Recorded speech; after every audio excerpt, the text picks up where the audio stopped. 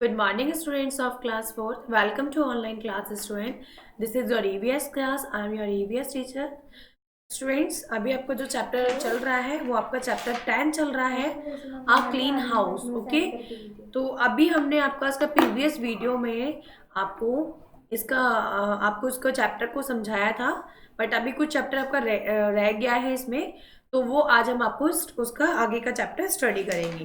तो स्टूडेंट, इससे पहले जो आपको इस चैप्टर में अभी पढ़ाया गया था वो हमने बताया था आप क्लीन हाउस, अपने घर को क्लीन कैसे रखते हैं, एक आइडियल हाउस क्या होता है, हमें फ्लोर को साफ करना चाहिए, अपने किचन और बाथरूम को साफ करके रखना चाहिए उसको टाइम टू, और अपने जो बर्तन है, अपने यूटेंसिल्स हैं, उनको हमें सिंक में वॉश करना चाहिए।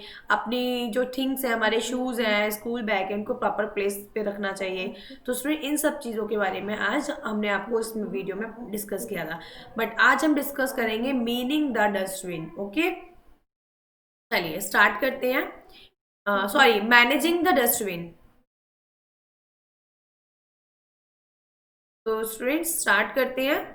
Managing the dustbin, it means हम डस्टबिन को कैसे मैनेज करते हैं। स्टूडेंट्स, आप सबके घर में डस्टबिन होगा, बिकॉज हमारे घर से डेली हमारा वेस्ट होता है जो हमें थ्रो करना होता है, तो हम उसको डस्टबिन में अपना हम उसको कलेक्ट करते हैं, फिर उसको जाके डे बाई डे उसको थ्रो कर देते हैं बाहर। तो वही हमें आज देखना है, मैनेजिंग द डस्टबिन आज इसमें आपको पढ़ाया जाएगा। तो always throw waste into the dustbin from where the garbage truck collects it.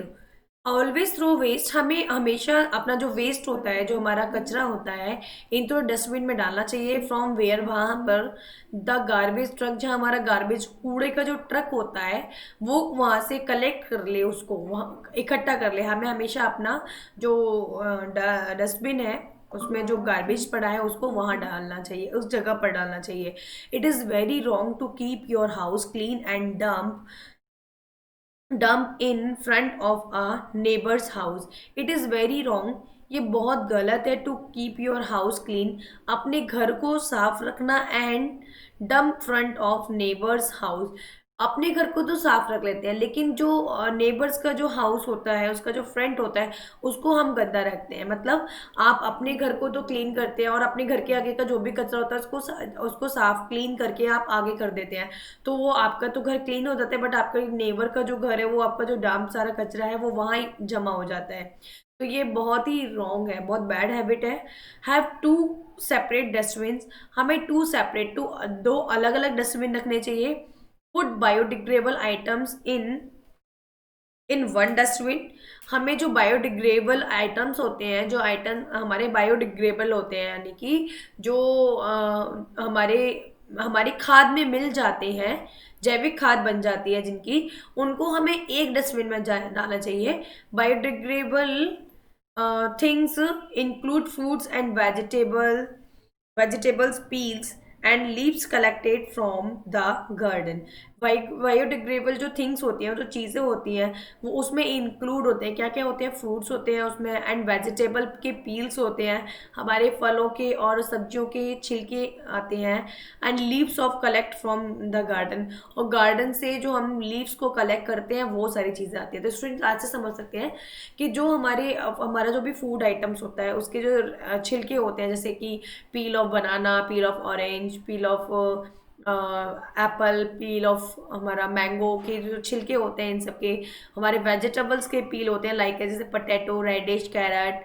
Okay, तो इनकी जो छिलकी होती है वो, और हमारे गार्डन से जो भी लीव्स निकलती हैं, ये सब हमारे बायोडिग्रेडेबल में आती है। इनको हमें एक अलग डस्टबिन में रखना चाहिए। You can make compost pit of waste at one corner of the garden in which you can put this type of waste to make manure। okay, you can make a compost pit, हमें एक compost pit बनाना चाहिए, एक गड्ढा बना लेना चाहिए, compost खाद जैसे कि इसमें खाद बनती है, कैसे गड्ढा बनाना चाहिए, और waste at one corner of the garden, अपने गार्डन के एक कोने में हमें वो बना लेना चाहिए। इन इन विच, और जिसमें you can put this type of waste, और जिसमें हम अपना इस टाइप का अपना जो वेस्ट है, जो भी कचरा है, उसको डाल सकते हैं, मेक मैनर, और उससे हम अपना कंपोस्ट बना सकते हैं, यानी कि एक खाद बना सकते हैं।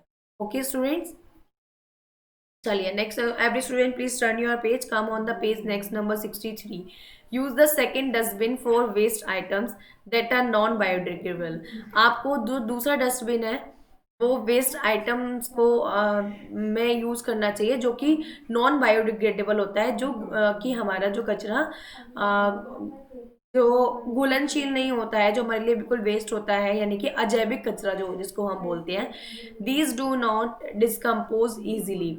ये जो होता है वो कभी डिस्कम्पोज नहीं होता, यानी कि कभी खाद में नहीं बनता है, कभी वो खाद में नहीं आता, यानी कि वो ऐसे ही रहता है। जैसे कि उसमें प्लास्टिक बैग आ जाते हैं आपके, आप जो भी खाते हैं, आपकी जो पॉलीपैक चीज़ होती है, उनके रैपर्स होते हैं, वो हमारा बायोडिग्रेडेबल में आता है। Okay, the garbage truck collects the waste daily from your house. जो गार्बेज ट्रक, जो कूड़े का जो ट्रक होता है, वो कलेक्ट करता है द वेस्ट को, आपके जो कचरा है उसको, डेली फ्रॉम योर हाउस, आपके घर से। ओके, नेक्स्ट है स्टूडेंट्स आपका maintenance of drain system. Okay, maintenance of आपका जो ड्रेन सिस्टम है उसको आप कैसे मेंटेन करके रखेंगे, ये सारी चीज़ें जो इसमें पॉइंट्स आपको पढ़ाए जा रहे हैं वो एक आइडियल हाउस के लिए होते हैं, कि एक जो आइडियल हाउस है वो किस तरह से हम उसको मेंटेन करके रख सकते हैं। चलिए स्टार्ट करते हैं। Keep in mind that drain system must be covered. हमारा जो ड्रेन सिस्टम है वो हमें हमेशा कवर्ड करके रखना चाहिए।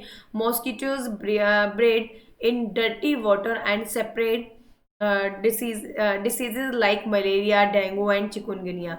जो आप अगर हम उसको कवर्ड करके नहीं रखेंगे तो मॉस्किटोज जो है वो ब्रेड मतलब फैल जाएंगे इन डर्टी वाटर, वो गंदे पानी को गंदा कर देंगे, एंड सेपरेट डिसीजेज, और उससे क्या होगा, बहुत सारी डिसीजेज बीमारियां फैलेंगी, लाइक जैसे मलेरिया है, डेंगू है एंड चिकुनगुनिया है। ये सारी हमारी डिसीज हैं, इसमें हमें जो हमारे इंसेक्ट से स्पेशली मॉस्किटो से होती हैं, इसमें हमें बहुत ज़्यादा हाई फीवर हो जाता है। Clean the drains regularly to prevent their blockage. और जो हमारे जो ड्रेन्स हैं वो हमें रेगुलरली उनको क्लीन करना चाहिए, बिकॉज क्योंकि ड्रेन्स में अगर डर्टी वाटर रहेगा, गंदा पानी अगर हमारा अटका रहेगा, तो वो क्या होगा, वो ब्लॉकेज कर देगा, वो पानी को वहाँ इकट्ठा कर देगा। Okay, avoid plastic bags as they do not decay and get stuck in drains.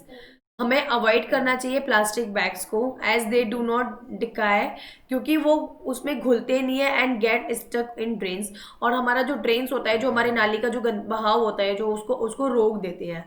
Okay, plastic bag are also very harmful to stray animals that consume them when they look for food in the garbage. Plastic bags जो होते हैं, जो plastic की जो थैली होती है, also very harmful, बहुत ज़्यादा नुकसानदायक होती है टू स्ट्रे एनिमल्स के लिए, that consume them when they look for, जब वो अपने खाने को ढूंढ रहे होते हैं गार्बेज में से, कूड़े के ढेर में से उस अपने खाने की चीज़ों को उसमें से ढूंढ रहे होते हैं, तो वो जो उसमें जो प्लास्टिक बैग पड़े होते हैं वो उनके लिए बहुत हार्मफुल होते हैं। यूज़ क्लॉथ बैग्स और पेपर बैग्स इंस्टेंट। हमें जो ये प्लास्टिक बैग की जगह हमें यूज़ करना चाहिए क्लॉथ बैग, कपड़े के बैग और पेपर बैग इंस्टेंट।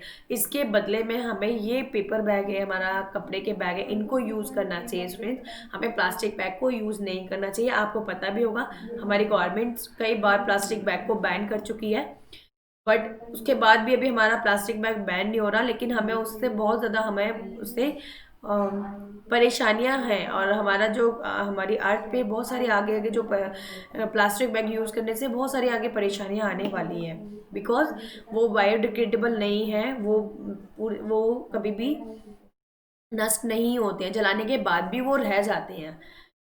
चलिए टिप्स एंड वार्निंग। टिप्स क्या है एंड वार्निंग्स क्या है, क्या सुझाव है और क्या हमें वार्निंग सावधानियां लेनी चाहिए, क्या चुनौतियां हैं। मतलब removing your shoes before walking around in your house helps reduce dirt and dust. Removing your shoes, जब आपको अपने शूज़ रिमूव करना चाहिए before walking around in your house. जब आप अपने घर में अपने घर की में आप वॉक कर रहे हैं। Helps reduce dirt and dust, उससे क्या हेल्प मिलेगी, आपकी जो डर्ट और जो डस्ट है वो आपका शूज़ के थ्रू अंदर नहीं आएगा, वो बाहर ही रह जाएगा। Create a place for things like shoes, bills, quotes and work और स्कूल सप्लाईज। क्रिएट करना चाहिए आप प्लेस, एक ऐसा प्लेस बनाना चाहिए फॉर थिंग्स, चीज़ों का, लाइक शू का प्लेस बनाना चाहिए। स्पेशली घर में शू का प्लेस होना बहुत ज़रूरी है। बिल्स का, जो भी आपके बिल होते हैं, लाइक इलेक्ट्रिसिटी बिल है, आपका वाटर बिल है, आपका आपका बहुत सारे बिल्स होते हैं हमारे घर में, उनका एक प्रॉपर प्लेस होना चाहिए। ये नहीं है कि आप कोई भी बिल आया आपने ऐसे रख दिया, फिर हमें बाद में उसको फाइंड आउट करने में प्रॉब्लम आती है। हमारे कोच का एंड वर्क का, और स्कूल सप्लाईज, और हमारे स्कूल से रिलेटेड हमारी जो चीज़ें हैं, लाइक है हमारा स्कूल बैग है, हमारे शूज़ है, हमारे यूनिफॉर्म्स हैं, इस टाइप की चीज़ों की हमें एक प्रॉपर प्लेस बनाना चाहिए कि हम वो चीज़ हमें वहीं रखनी है, अपने प्रॉपर प्लेस पे ही रखनी है। It only takes a few seconds और टू पुट थिंग्स अवे, और इट ओनली टेक्स, ये कुछ ही सेकेंड्स लगेंगी, to put things away, making your home cleaner even when you have little time. आप अपने घर में हर चीज़ का ऐसे प्रॉपर प्लेस बना लेंगे, तो आपको कुछ भी चीज़ ढूंढने में, उसको वापस वहाँ रखने में, कहीं जल्दी में आप जा रहे हैं तब उस टाइम आप जब आप रेडी होंगे तो आपको उस टाइम उस चीज़ को, काम को करने में या वहाँ से कोई भी चीज़ लेने में बहुत ही लिटिल टाइम लगेगा, बहुत छोटा सा समय लगेगा। All the object should be kept in their proper places. तो ऑल द ऑब्जेक्ट, जो भी ऑब्जेक्ट्स हैं आपके, शुड बी केप्ट, हमें रखने चाहिए इन दियर प्रॉपर प्लेसेस पे, अपने प्रॉपर प्लेसेस पे ही रखने चाहिए। तो इन सारी चीज़ों से हमारा घर हमारा क्लीन दिखता है और एक हमारा घर आइडियल घर होता है। ओके स्टूडेंट्स, चलिए ये आपको चैप्टर आपको रीड करा दिया गया है, आपको इसको अच्छे से घर पे समझना है। 2 टाइम्स आपको इसकी रीडिंग करनी है स्टूडेंट्स। Okay, thank you.